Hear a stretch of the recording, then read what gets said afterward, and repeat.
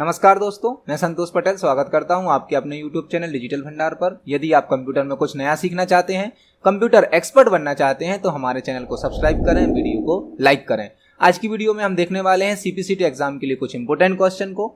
यह सभी वही क्वेश्चन है जो पहले भी सीपीसीटी एग्जाम में आ चुके हैं। इससे पहले भी मैंने अपने चैनल पर सीपीसीटी एग्जाम के कुछ इंपोर्टेंट क्वेश्चन की वीडियो को अपलोड किया है।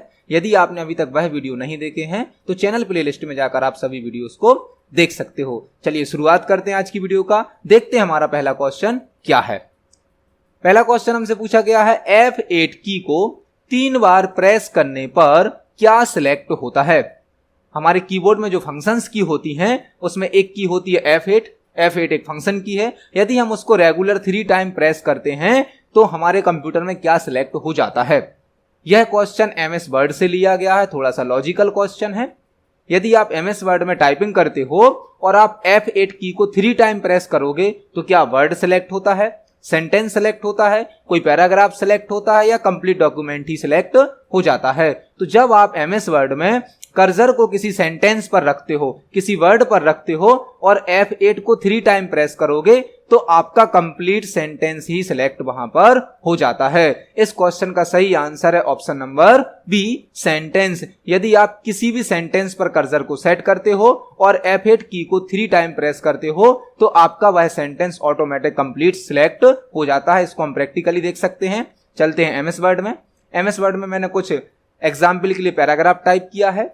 मैं यहां पर सेकंड पैराग्राफ पर अपना कर्सर सेट करता हूं और अब कीबोर्ड से F8 को 3 टाइम प्रेस करता हूं तो आप देख सकते हैं जो भी मेरा पैराग्राफ था उस पैराग्राफ में कंप्लीट एक सेंटेंस यहां तक था। इस सेंटेंस तक मेरा पूरा मैटर सेलेक्ट हो गया है। मतलब जो एक सेंटेंस है, एक वाक्य है, उसको यदि आप पूरा सेलेक्ट करना चाहते हो तो MS वर्ड में एक शॉर्टकट की चलती है F8 जिसको 3 टाइम प्रेस करना होता है। यदि आप एक बार प्रेस करेंगे तो ये सिलेक्शन एक्सटेंडेड मोड को ऑन कर देती है, लेकिन आप इसको 3 टाइम्स यदि प्रेस करेंगे तो आपका कंप्लीट सेंटेंस सिलेक्ट हो जाता है। इस क्वेश्चन का सही आंसर है ऑप्शन नंबर बी, सेंटेंस। जब भी आप MS वर्ड में F8 की को 3 टाइम प्रेस करते हो तो आपका एक कंप्लीट सेंटेंस सिलेक्ट हो जाता है। देखते हैं हमारे अगले क्वेश्चन को। नेक्स्ट क्वेश्चन हमसे पूछा गया है, कॉपीराइट सिंबल को इंसर्ट करने की क्या शॉर्टकट है। जो कॉपीराइट सिंबल होता है कुछ इस टाइप से होता है। यदि हम यह इंसर्ट करना चाहते हैं तो हम कौन सी शॉर्टकट की का यूज करेंगे। कॉपीराइट सिंबल आपने देखा होगा मल्टीपल वेबसाइट में होता है, डॉक्यूमेंट में होता है, कुछ बुक्स वगैरह में भी होता है। तो कॉपीराइट सिंबल यदि हम इंसर्ट करना चाहते हैं तो क्या उसकी शॉर्टकट की होती है। Alt+C, Ctrl+C, Shift+C या Alt+C। तो यदि आप कॉपीराइट सिंबल को इंसर्ट करना चाहते हैं तो उसकी शॉर्टकट की होती है Alt+C। यह क्वेश्चन मल्टीपल सीपीसीटी एग्जाम में पूछा जा चुका है, कई बार पूछा जा चुका है। तो इस क्वेश्चन का सही आंसर है Alt+C। इसको हम प्रैक्टिकली देख सकते हैं। यदि हम MS वर्ड में Alt+C को प्रेस करते हैं तो आप देख सकते हैं कॉपीराइट सिंबल इंसर्ट हो जाता है। Alt+C इसकी शॉर्टकट की है। Alt+C से आप कॉपीराइट सिंबल को इंसर्ट कर सकते हैं। इस क्वेश्चन का सही आंसर है option number D, Alt+C। Alt+C को प्रेस करने पर कॉपीराइट सिंबल इंसर्ट हो जाता है। देखते हैं हमारे अगले क्वेश्चन को। नेक्स्ट क्वेश्चन भी MS वर्ड से पूछा गया है, निम्न में से कौन सा टॉगल केस का एग्जाम्पल है। तो आपने MS वर्ड में चेंज केस को पढ़ा होगा, चेंज केस को यूज किया होगा।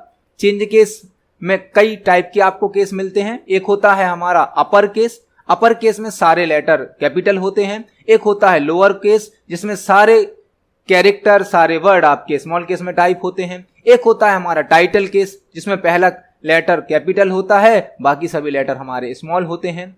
उसी में एक केस होता है टॉगल केस। टॉगल केस जो होता है यह थोड़ा सा अलग होता है। इसमें पहला लेटर आपको स्मॉल दिखाई देगा और बाकी सभी लेटर आपको कैपिटल दिखाई देंगे।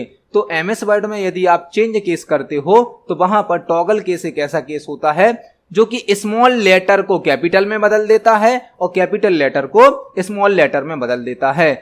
टॉगल केस यह होता है। ऑप्शन नंबर डी में आप देख सकते हो जिसमें आपको पहला लेटर स्मॉल दिख रहा है, बाकी सभी लेटर कैपिटल दिख रहे हैं। यह होता है टॉगल केस। इसको हम प्रैक्टिकली देख सकते हैं। फॉर एग्जाम्पल यहां पर मैं एक पैराग्राफ टाइप करता हूं। इस पैराग्राफ पर मैंने पहले वाले पैराग्राफ को सिलेक्ट किया, होम टैब के अंदर ही होम टैब के अंदर ही आपको मिल जाएगा चेंज केस का ऑप्शन। यहाँ पे आप देख सकते हैं एक होता है सेंटेंस केस। सेंटेंस केस में आपके सेंटेंस का पहला कैरेक्टर बड़ा होगा, बाकी सभी कैरेक्टर स्मॉल होंगे। दूसरा केस देखते हैं, दूसरा केस है यहाँ पर लोअर केस। लोअर केस में आपका पूरा मैटर स्मॉल लेटर में चेंज हो जाएगा। तीसरा केस देखते हैं थर्ड पैराग्राफ पर। तीसरा केस होता है अपर केस। अपर केस में आपका सारा मैटर कैपिटल लेटर में कन्वर्ट हो जाता है। यहीं पर एक केस होता है टाइटल केस या कैप्सलाइज ईच वर्ड, जिसमें कि आपके हर वर्ड का पहला कैरेक्टर कैपिटल हो जाता है। कैप्सलाइज ईच वर्ड, हर वर्ड का पहला कैरेक्टर कैपिटल हो जाता है। और इसी में एक केस होता है हमारा टॉगल केस, जो कि लास्ट केस है, आप देख सकते हैं। टॉगल केस यदि आप करेंगे तो आपका मैटर थोड़ा सा डिस्टर्ब हो जाएगा। जनरली इस केस का यूज नहीं किया जाता है, क्योंकि यह केस पहले लेटर को स्मॉल कर देता है और बाकी सभी को कैपिटल में कर देता है। इसका यूज आप अदर तरीके से दूसरे रूप में कर सकते हो, जैसे कि यहां पर आपका पहला लेटर अभी कैपिटल है, बाकी सभी स्मॉल हैं। आप इसको चेंज करना चाहते हो, पहले को स्मॉल में करना चाहते हो और बाकी सभी को कैपिटल में करना चाहते हो, तो भी आप यहां पर टॉगल केस का यूज कर सकते हैं। आप देख सकते हैं पहला लेटर बस हमारा स्मॉल में हो गया, बाकी सभी कैपिटल में हो गए। ऐसे ही इस वाले पैराग्राफ में देखें तो हर वर्ड का पहला लेटर कैपिटल है, बाकी सभी स्मॉल में है, तो आप इस पे भी टॉगल केस को अप्लाई कर सकते हो। टॉगल केस का काम है स्मॉल लेटर को कैपिटल में बदल देना और कैपिटल लेटर को स्मॉल लेटर में बदल देना। टॉगल केस का सही एग्जाम्पल, सही यूज होता है स्मॉल लेटर को कैपिटल में बदल देना और कैपिटल लेटर को स्मॉल लेटर में बदल देना। यह टॉगल केस का सही यूज होता है। इसकी एक शॉर्टकट की भी होती है शिफ्ट प्लस F3। यदि आप MS वर्ड में चेंज केस करना चाहते हो तो शिफ्ट प्लस F3 का यूज कर सकते हो। Shift plus F3 change case की शॉर्टकट की होती है शिफ्ट प्लस F3। तो इस क्वेश्चन का सही आंसर है option number D. Toggle case जो होता है वह स्मॉल लेटर को कैपिटल में बदल देता है और कैपिटल लेटर को स्मॉल लेटर में चेंज कर देता है। देखते हैं हमारे अगले क्वेश्चन को। वह डिवाइस जो डेटा और प्रोग्राम के बीच का अंतर समझ सकती है उसे कहा जाता है। आपके कंप्यूटर में डेटा, प्रोग्राम, इंफॉर्मेशन, कई प्रकार की चीजें होती हैं, कई ऑब्जेक्ट होते हैं। तो ऐसी कौन सी डिवाइस होती है जो सभी चीजों के बीच का अंतर समझ सकती है? Micro processor, input device, output device या मेमोरी? तो आपने सुना होगा कंप्यूटर का दिमाग हम प्रोसेसर को कहते हैं, सीपीयू को कहते हैं।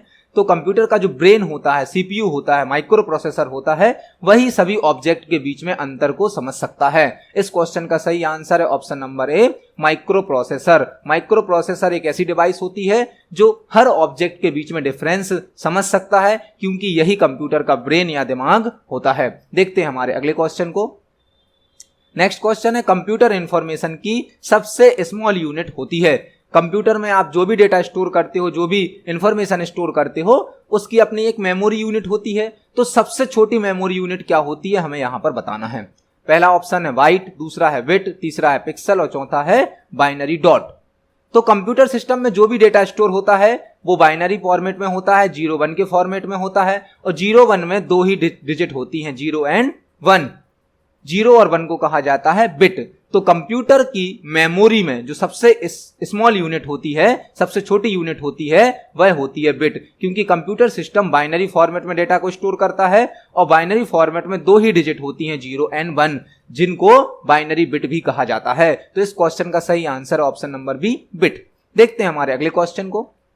नेक्स्ट क्वेश्चन भी कंप्यूटर मेमोरी से रिलेटेड है। निम्न में से कौन सा सही है? आपको यहां पर कुछ मेमोरी के कन्वर्जन दिए गए हैं, उसमें आपको चेक करना है कौन सा सही है। यहां पर हमसे पूछा गया है कि 1 KB इक्वल टू कितने बाइट्स होते हैं। 1 KB इक्वल टू, आपको सही बताना है इनमें से कौन सा ऑप्शन सही है। ऑप्शन नंबर ए में है 1 KB इक्वल टू 1000 बाइट्स। तो ये ऑप्शन तो गलत है, क्योंकि 1 KB में 1024 बाइट होते हैं, 1024 बाइट होते हैं। ऑप्शन नंबर बी इस क्वेश्चन का सही आंसर है। थर्ड को भी चेक कर सकते हैं।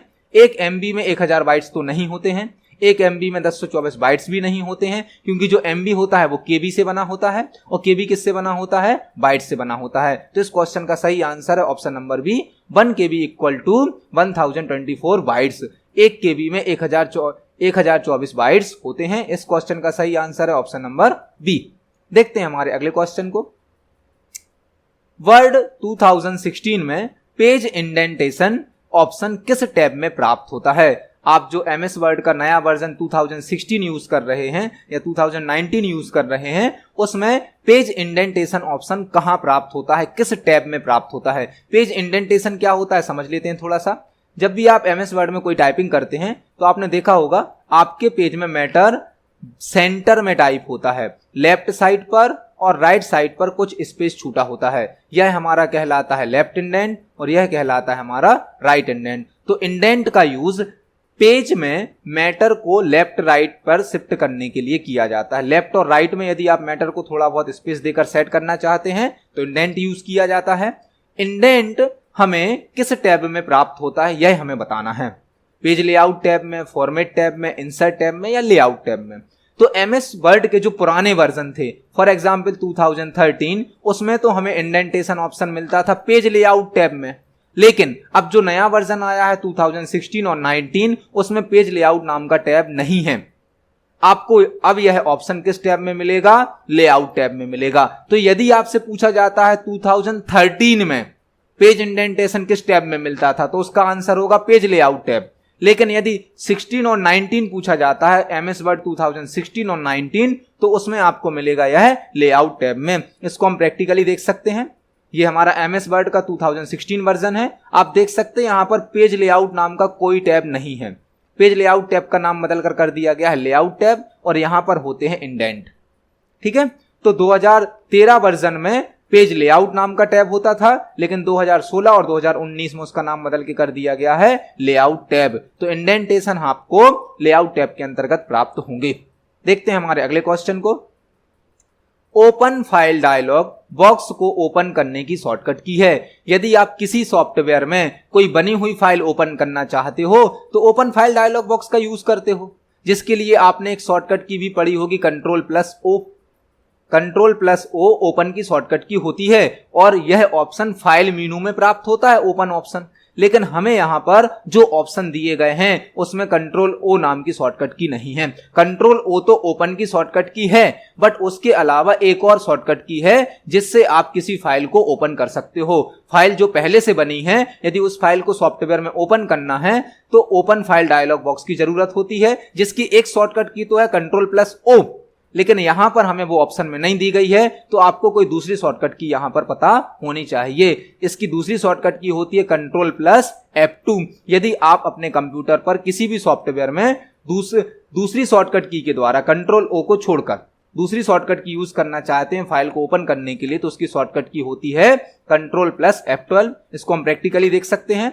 यदि हम यहां पर कंट्रोल+F12 को प्रेस करते हैं तो आप देख सकते हैं आपके सामने ओपन फाइल डायलॉग बॉक्स आ जाता है और इस डायलॉग बॉक्स से आप किसी भी पहले से बनी हुई फाइल को ओपन कर सकते हैं। तो कंट्रोल+O से भी ओपन फाइल डायलॉग बॉक्स आता है और कंट्रोल+F12 से भी open file dialog box show होता है। इस क्वेश्चन का सही आंसर है ऑप्शन नंबर बी, कंट्रोल+F12। देखते हैं हमारे अगले क्वेश्चन को। नेक्स्ट क्वेश्चन MS एक्सेल से लिया गया है। MS एक्सेल में इंसर्ट फंक्शन डायलॉग बॉक्स की शॉर्टकट है। आप MS एक्सेल में कोई भी कैलकुलेशन या कंडीशन को चेक करने के लिए फॉर्मूला और फंक्शन का यूज करते हैं। तो फंक्शन को इंसर्ट करने के लिए एक डायलॉग बॉक्स होता है, उसकी शॉर्टकट की क्या है, Shift+F3, Shift+F11, Control+F9 या Alt+F8। MS एक्सेल में इंसर्ट फंक्शन का डायलॉग बॉक्स Shift+F3 शॉर्टकट की से ओपन होता है। आप किसी भी फॉर्मूला या फंक्शन को Shift+F3 की सहायता से यूज कर सकते हैं। इसको हम प्रैक्टिकली देख सकते हैं MS एक्सेल में। यदि मुझे एक्सेल में कोई भी फॉर्मूला या फंक्शन लगाना है तो आपके सामने एक फॉर्मूला टैब अलग से होता है, बट आप Shift+F3 की हेल्प से इंसर्ट फंक्शन का डायलॉग बॉक्स शो कर सकते हो और जो भी फंक्शन आपको यूज करना है इस लिस्ट में से सिलेक्ट कर सकते हो। तो इंसर्ट फंक्शन की शॉर्टकट की होती है MS एक्सेल में Shift+F3। इस क्वेश्चन का सही आंसर है option number A, Shift+F3 insert function की शॉर्टकट की होती है। नेक्स्ट क्वेश्चन देखते हैं क्या है। किसी आइकन को रीनेम करने की शॉर्टकट है। आपके कंप्यूटर सिस्टम पर मल्टीपल आइकन होते हैं, फाइल फोल्डर होते हैं, सॉफ्टवेयर के आइकन होते हैं। तो किसी भी फाइल फोल्डर या सॉफ्टवेयर के आइकन को यदि आप रीनेम करना चाहते हो तो उसकी क्या शॉर्टकट की होती है, F1, F2, F3 या F4। तो किसी भी आइकन को यदि रीनेम करना चाहते हैं तो उसकी शॉर्टकट की होती है F2, रीनेम करने की शॉर्टकट की है। यदि आप किसी भी फाइल, फोल्डर या आइकन को रीनेम करना चाहते हो तो उसकी शॉर्टकट की होती है F2। इसको हम प्रैक्टिकली देख सकते हैं।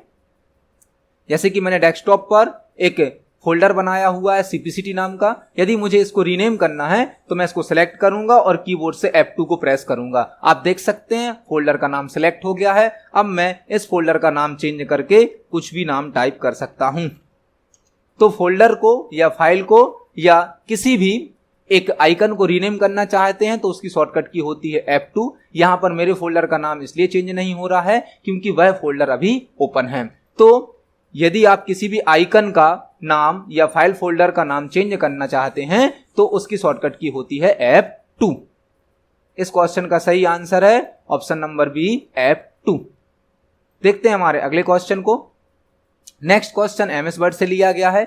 MS वर्ड में चेंज केस की शॉर्टकट है। अभी हमने अपने एक प्रीवियस क्वेश्चन में भी चेंज केस का क्वेश्चन देखा था, वहां पे हमसे टॉगल केस के बारे में पूछा गया था। यहां हमसे चेंज केस की शॉर्टकट की पूछी गई है। तो चेंज केस की शॉर्टकट की होती है shift plus F3। Change case का मतलब होता है किसी एक केस को दूसरे केस में बदलना। फॉर एग्जाम्पल, आपने यदि कैपिटल लेटर में टाइपिंग की है और आप उसको स्मॉल लेटर में बदलना चाहते हो तो यह चेंज केस कहलाता है। इसी प्रकार से यदि आपने स्मॉल लेटर में टाइपिंग की है और आप उसको कैपिटल में या टाइटल में बदलना चाहते हो तो वो भी चेंज केस होता है। और चेंज केस की शॉर्टकट की होती है शिफ्ट प्लस F3। इस क्वेश्चन का सही आंसर है option number C, shift plus F3। देखते हैं हमारा अगला क्वेश्चन क्या है। अगला क्वेश्चन MS एक्सेल से लिया गया है। MS एक्सेल में रो और कॉलम को इंसर्ट करने की शॉर्टकट है। आप जब MS एक्सेल को ओपन करते हो तो उसमें आपको मल्टीपल रो और कॉलम मिलते हैं। एक वर्कशीट प्राप्त होती है, एक वर्कशीट में मल्टीपल रो और कॉलम होते हैं। तो यदि आप नया रो या कॉलम इंसर्ट करना चाहते हो तो उसकी क्या शॉर्टकट की होती है। रो भी इंसर्ट कर सकते हैं उसी शॉर्टकट की से, कॉलम भी इंसर्ट कर सकते हैं। Control plus plus, control plus minus, control plus asterisk या कंट्रोल प्लस स्लैश डिवाइड। तो आपको रो और कॉलम को इंसर्ट करना है। इंसर्ट करना है मतलब कोई चीज ऐड करनी है, और ऐड करने के लिए क्या काम में आता है, प्लस काम में आता है। तो आपको याद रखना है जब भी रो और कॉलम को इंसर्ट करेंगे एक्सेल में, उसकी शॉर्टकट की क्या होती है, कंट्रोल प्लस प्लस। देखते हैं हम इसको प्रैक्टिकली। ये एक्सेल है। एक्सेल में मान लो मुझे नेम के बाद या नेम के पहले एक कॉलम इंसर्ट करना है। तो मैंने नेम वाले कॉलम को सिलेक्ट किया और कीबोर्ड से कंट्रोल प्लस को प्रेस किया। तो आप देख सकते हैं हमारा एक नया कॉलम इंसर्ट हो गया है नेम के लेफ्ट में। जब भी आप एक्सेल में नया कॉलम इंसर्ट करते हैं तो हमेशा बाय डिफॉल्ट लेफ्ट साइड पर ही होता है। यदि आप रो इंसर्ट करना चाहते हैं तो एक रो पर कर्सर रखें, सेलेक्ट करें, कंट्रोल प्लस का यूज करें। तो आप कंट्रोल और प्लस से एक्सेल में एक नई रो को इंसर्ट भी कर सकते हैं और एक नए कॉलम को भी इंसर्ट कर सकते हैं। MS एक्सेल में रो और कॉलम को इंसर्ट करने की शॉर्टकट की होती है कंट्रोल प्लस। इस क्वेश्चन का सही आंसर है option number A, control plus. देखते हैं हमारा अगला क्वेश्चन क्या है। अगला क्वेश्चन है OLE टेक्नोलॉजी को किस कंपनी के द्वारा बनाया गया है। इस क्वेश्चन में आपको 2-3 क्वेश्चन तैयार करने हैं। सबसे पहले तो हमें OLE का मतलब पता होना चाहिए। OLE क्या है। OLE का फुल फॉर्म होता है object linking and embedding. Object linking and embedding. Object linking and embedding. जब आप दो सॉफ्टवेयर को आपस में किसी एक ऑब्जेक्ट के द्वारा लिंक करते हो तो उसे कहा जाता है OLE। फॉर एग्जाम्पल, आपने पेंट ब्रश में कोई ड्राइंग बनाई है और उस ड्राइंग को आप MS वर्ड में पेस्ट करते हो। तो MS वर्ड और पेंट ब्रश दोनों सॉफ्टवेयर आपस में एक दूसरे से लिंक हो जाते हैं। तो एक ऑब्जेक्ट के द्वारा जब दो सॉफ्टवेयर आपस में लिंक हो जाते हैं उसे बोला जाता है OLE।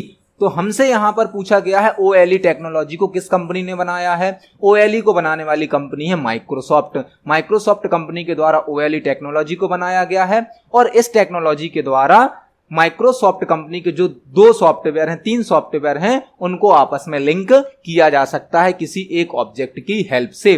तो OLE का फुल फॉर्म होता है ऑब्जेक्ट लिंकिंग एम्बेडिंग, जो कि 2 या 2 से ज्यादा सॉफ्टवेयर को आपस में लिंक करती है और इस टेक्नोलॉजी को माइक्रोसॉफ्ट कंपनी के द्वारा बनाया गया है। तो इस क्वेश्चन का सही आंसर है option number A, Microsoft. OLE का मतलब होता है ऑब्जेक्ट लिंकिंग एम्बेडिंग, जिसको कि माइक्रोसॉफ्ट कंपनी के द्वारा बनाया गया है। नेक्स्ट क्वेश्चन डेटाबेस सिक्योरिटी से लिया गया है। डेटा सिक्योरिटी में DES का फुल फॉर्म होता है। इंफॉर्मेशन सिक्योरिटी या डेटा सिक्योरिटी में एक टेक्नोलॉजी काम करती है जो है डीईएस। हमसे डीईएस का फुल फॉर्म पूछा गया है। डीईएस एक एल्गोरिथम है, एक स्टैंडर्ड है जो कि कम्युनिकेशन को सिक्योर बनाती है, डेटा को सिक्योरिटी के साथ ट्रांसफर करती है। और डीईएस का फुल फॉर्म होता है डेटा इनक्रिप्शन स्टैंडर्ड। डेटा को इनक्रिप्ट करने का एक स्टैंडर्ड है। डेटा इनक्रिप्शन स्टैंडर्ड डीईएस का फुल फॉर्म है, जो कि एक ऐसी टेक्नोलॉजी है इंटरनेट पर या किसी नेटवर्क में कम्युनिकेशन को सिक्योर बनाती है इनक्रिप्शन के द्वारा। तो डेटा सिक्योरिटी में, इंफॉर्मेशन सिक्योरिटी में डीईएस का फुल फॉर्म होता है डेटा इनक्रिप्शन स्टैंडर्ड, जो कि किसी कम्युनिकेशन को सिक्योरिटी के साथ कंप्लीट कराती है। इस क्वेश्चन का सही answer option number A, data encryption standard. आज की वीडियो में हमने सीपीसीटी एग्जाम के लिए कुछ इंपोर्टेंट क्वेश्चन पर डिस्कस किया। यह सभी क्वेश्चन पहले भी सीपीसीटी एग्जाम में आ चुके हैं। आप सभी क्वेश्चन को अच्छे से तैयार करें। वीडियो पसंद आती है तो वीडियो को लाइक करें। मिलते हैं अगली वीडियो में। धन्यवाद।